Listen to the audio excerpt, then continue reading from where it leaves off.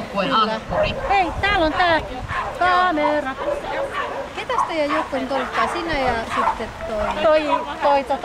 Viaton Vatun kanssa. Joo. Sitten Sipsa Rinkan kanssa. Joo.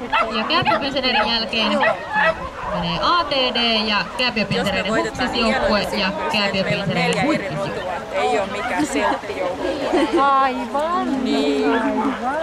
Niin meillä on... Hei, meillä on, eikö se ollut niin, että meillä on niinku makseissakin kaikki koirat on eri rotuisia? Ja... Jyväskylän ratasuora. Espanjan vesikoira on ainoa, jota on kahdessa eri joukkueessa vedessä.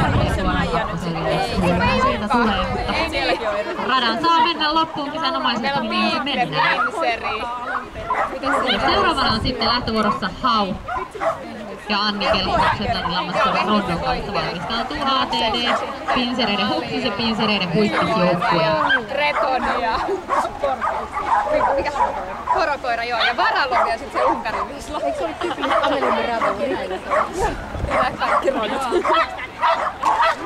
se on niin varmi. Yksi joku pitää tapasit sinä.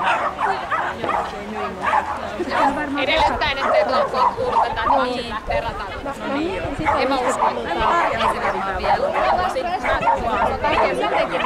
Laput? Niin, jos me hävitään, niin Näin. Kääpiön Pinsereiden